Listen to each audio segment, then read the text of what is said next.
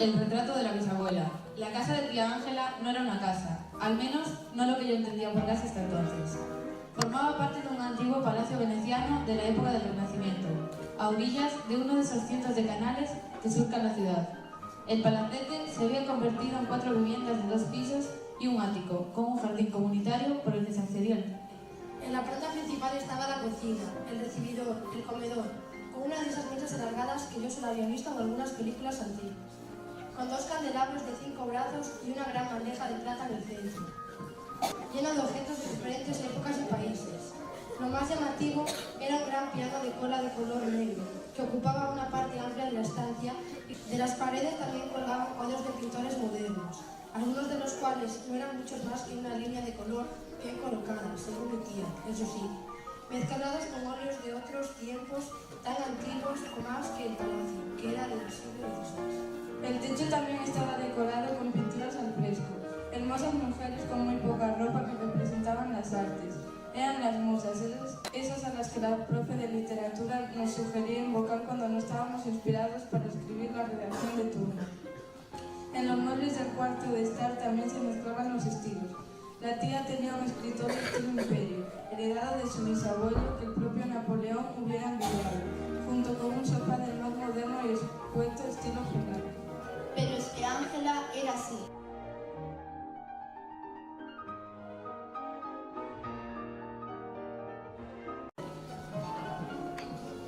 Hola a todos y a todas. Quizás os suene de algo este cuadro, o mismo hasta yo, pues no soy otra que Carlota Pellegrini. Sí, aquella de la veneciana tan fascinante, cuya muerte fue todo un misterio. Sí, esa soy yo. La historia de Carlota gira en torno a mí, y mi magnífico collar, ¿cómo no? Espero que os haya gustado mi única intervención directa aquella, cuando visito a mi bisnieta en el Café Florian. Me pareció que necesitaba un pequeño empujoncito para que la investigación avanzase y así desentrañar mi misterio.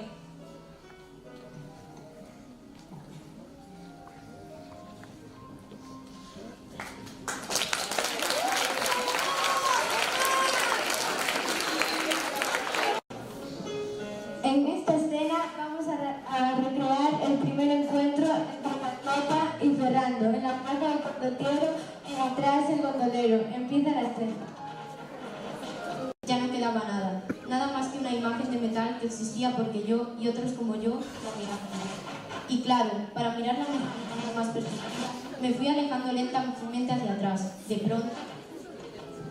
¿Pero qué haces? Mira por dónde va. Maldita sea, mis partituras, sí, cógeme tus papeles.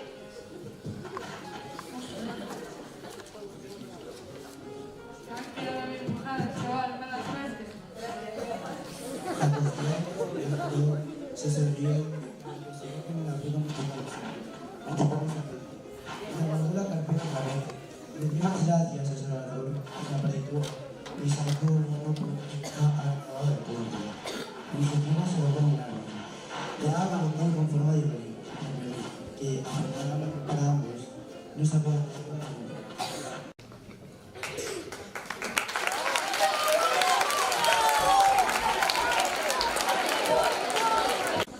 Bueno, me ha encantado. Esto no me lo esperaba yo, esta súper mega sorpresa.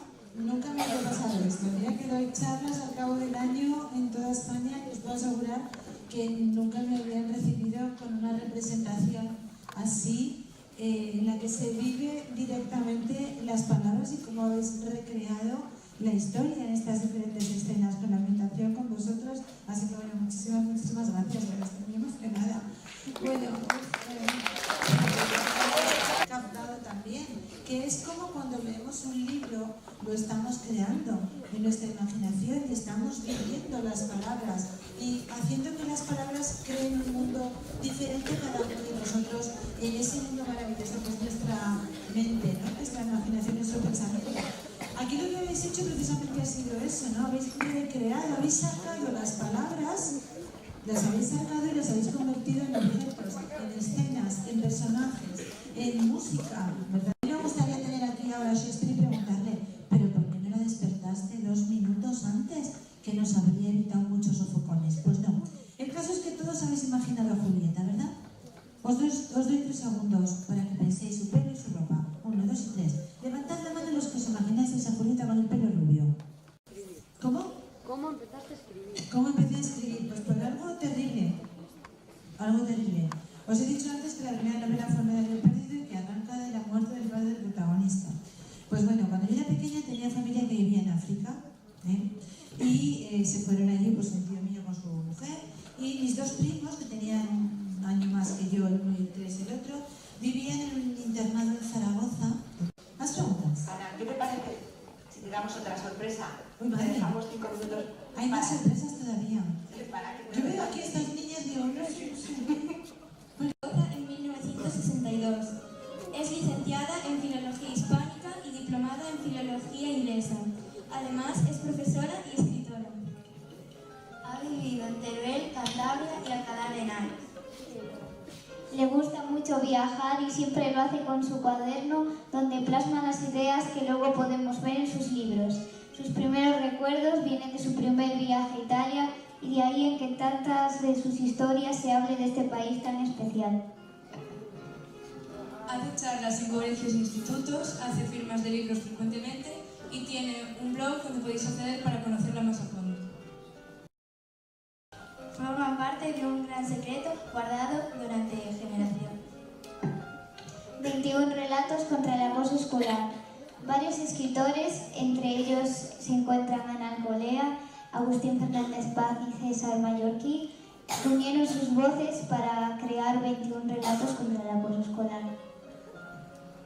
Bajo el León de San Marcos, una escritora viaja sola a Venete con la intención de olvidar su creada vida y de terminar la novela que tiene entre manos. Mientras tanto, los personajes se ven influidos por las peripecias y los sentimientos que vive su creadora. Y para terminar, el retrato de Carlota. Carlota pasa las vacaciones de febrero en casa de su tía Ángela, una novelista que vive en un antiguo palacio veneciano. Allí, la joven se ve enfrentada, con la ayuda de su tío y de un joven músico llamado Fernando, al misterio de la muerte de su bisabuela, que también se llamaba Carlota.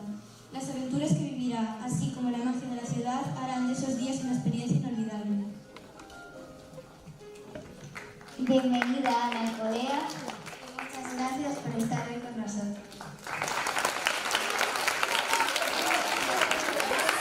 Parece que va a ser la rosa la que va a desaparecer, porque quería hacer un homenaje a una película que a mí me gusta mucho de un director americano que se llama Woody Allen, que seguro que conocéis. Y Woody Allen, una de sus películas más bonitas se llama La rosa púrpura del Cairo. Así, bueno, yo sigo alucinada completamente, ¿verdad?